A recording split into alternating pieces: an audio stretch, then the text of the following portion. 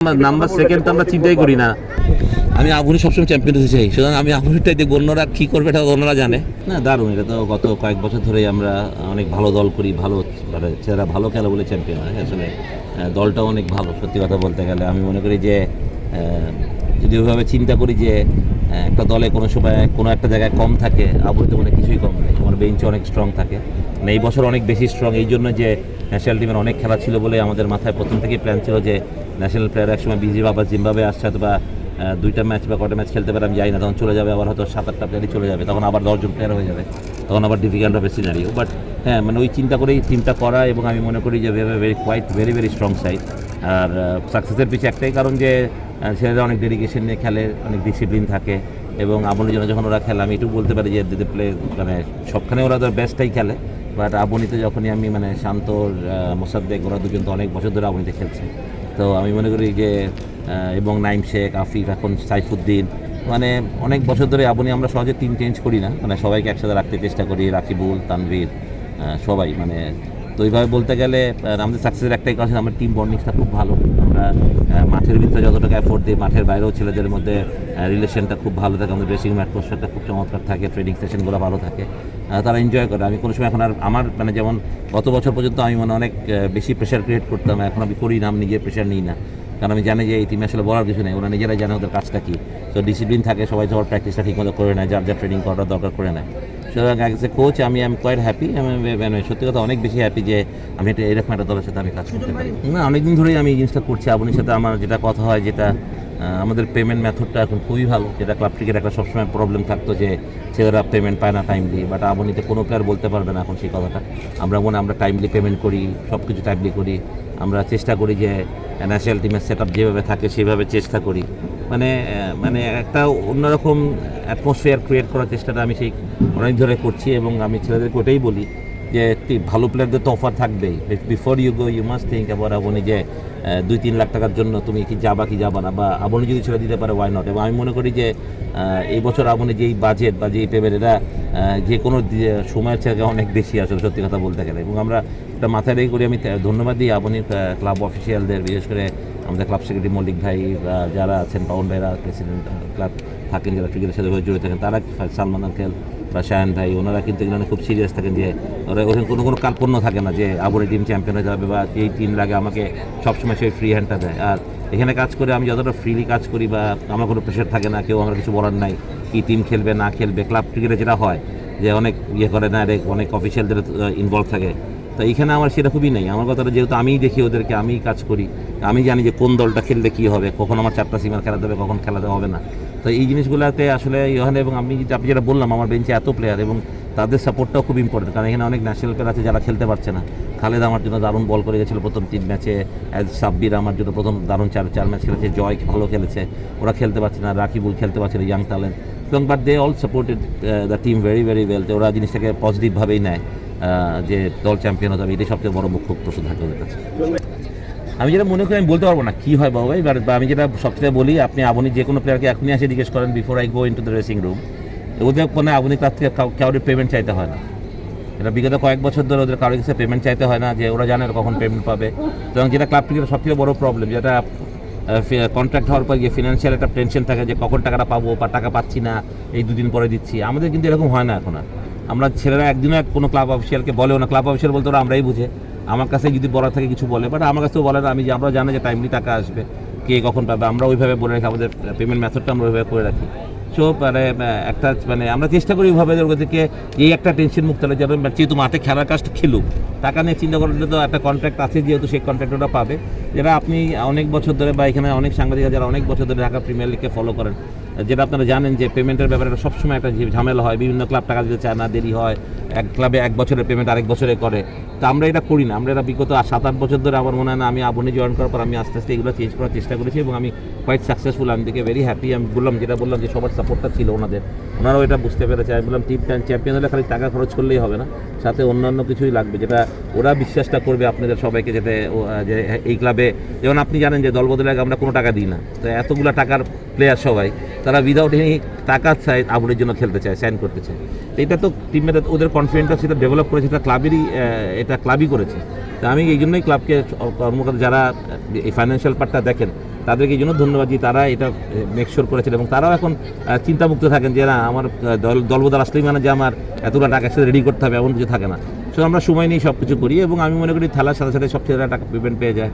তো এটা একটা বড় ইস্যু। আর বাকি অন্য অনেক কিছু বলতে পারবো না। আমার মনে হয় কোচিং স্টাফ থেকে আরম্ভ করে সব কিছু একটা ইম্পর্টেন্ট ব্যাপার থাকে আসলে, যে আমি কাদের সাথে কাজ মানে আমার কোচিং স্টাফ কারা হবে বা তারা কীভাবে কাজ করবে, এইখানে আধুনিক কোনো কার্পণ্য থাকে না আমি মনে করি। তো ক্রিকেটটাকে মানে একটা অন্য পর্যায়ে নিয়ে যাওয়ার চিন্তা আমাদের সত্যি কথাই আছে। আমরা চেষ্টা করি যে নেক্সট ইয়ার আমরা কীভাবে আরও ভালো করতে পারি, আরও কীভাবে প্লেয়ারদের সাপোর্ট করতে পারি। এন্ড অফ দ্য ডে ওরাই গ্লোরি টেনে দেখলাম, ওরা যেটা কমফোর্টেবল থাকে ড্রেসিং রুমে, ওরা যদি থাকে সেটাই আমি চাই সত্যি কথা বলতে গেলে। এটা তো আমি বলতে পারবো না সঠিকভাবে, বাট চিন্তাটা থাকাটা ভালো। কারণ এখন যেভাবে প্লেয়ারদের ডিমান্ড বাড়তেছে বা প্লেয়াররা যেরকমভাবে করে, যদি আপনি চ্যাম্পিয়ন হওয়ার চিন্তা করেন তাহলে আপনাকে এটা করতে হবে, এই বাজেট করতেই হবে, এরকমভাবেই করতে হবে।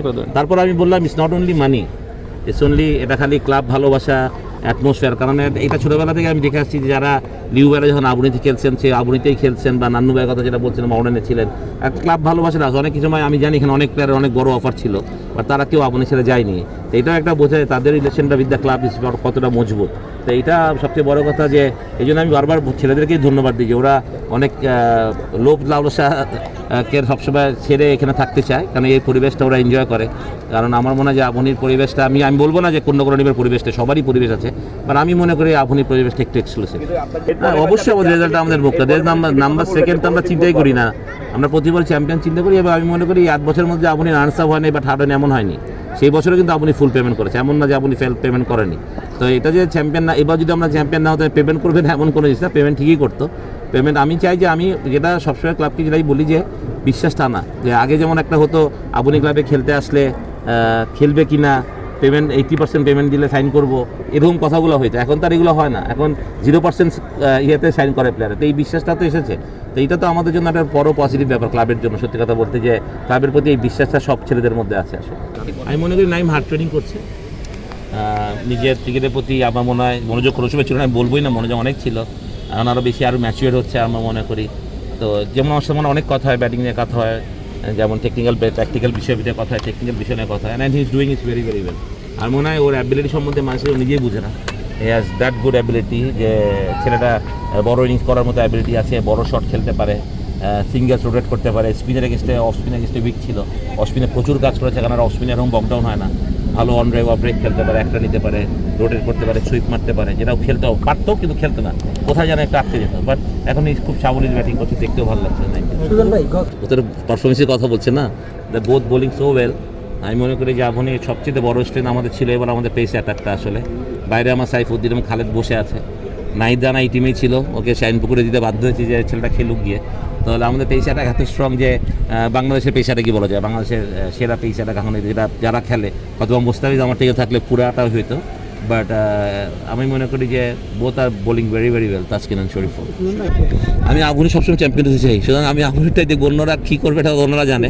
যেটা আমার কমিটমেন্ট থাকে এই টিমের সাথে, আমি চাই আমার টিম বেস্ট টিম হোক, আমার টিম মানে আনপ্যারাল হোক, মানে আমি বাংলাদেশের সব সেরা প্লেয়ারদের নিতে চাই, স্বাভাবিক কথাই। বাট ডেফিনেটলি হ্যাঁ, টুর্নামেন্ট মান মারার জন্য সবাই, আপনি প্রাইম ব্যাংক টিমকে কোনোভাবে ছোটো বলতে পারবেন না, শেখ জামালকে বলতে পারবেন না, আপনি লিজন অফ রূপগঞ্জকে বলতে পারেন। অনেক টিম আছে যারা অনেক স্ট্রং টিম, মহারণও খুব ভালো টিম ছিল এবার, বাট পারফরমেন্স করে নাই কেন বা করছে কেন এটা তো আমি বলতে পারবো না। আমি আবুনির জিনিসটা জানি সেটা আমি বলতে পারি, কিন্তু অন্য টিমগুলোতে আমি বলতে পারবো না।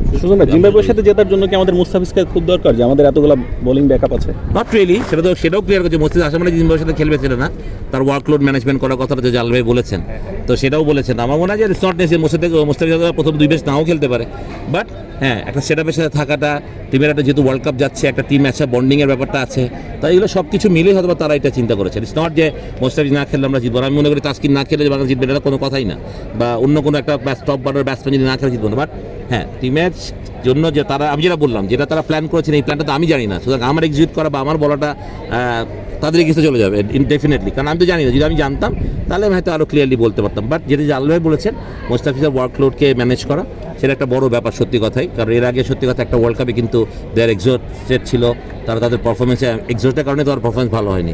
কারণ আপনি জানেন যে গত টি20 আমরা ভালো করিনি, সুতরাং আমাদের জন্য একটা অপরচুনিটি বাংলাদেশ ক্রিকেটের জন্য যে এই ওয়ার্ল্ড কাপে আমরা আমাদের শোকেস করতে পারি আমাদের পারফরমেন্স, সেটার জন্য আমরা সবাই মুখিয়ে আছি। আর ক্যাপ্টেনের সঙ্গে একটা ইন্টারভিউ দিয়েছে যে এক্সপেকটেশনের কথা ব্যাপারে বলেছে, ও যেটা মিন করেছে আমি মনে করি যে অনেক সময় বেশি এক্সপেকটেশন টিমের জন্য একটা বার্ডেন হয়ে যায়। তো এই expectation let them play well, তারা যদি ভালো খেলে আমি বিলিভ করি তারা ভালো ক্রিকেট খেলবে, কোয়াইট স্ট্রং সাইড ইন টি20 নাও। আমি বিশ্বাস করি বাংলাদেশ টিম ভালো খেলবে এবং তারা যে প্রেশারলেস ক্রিকেট খেলে সেটাই আমি চাই। দারুণ, আমি মনে করি এত এক্সপিরিয়েন্স একদিন স্পিন বোলিং কোচ আর সাবকন্টিনেন্ট যেটা ভাষা যেটা যদিও মানে উর্দু বা হিন্দি বলবে কিছু একটা, বাট ইংলিশে থেকে উর্দু হিন্দি ছেলেরা আমাদের কোনো কমিউনিকেশন করতে মনে হয় ইজি হবে।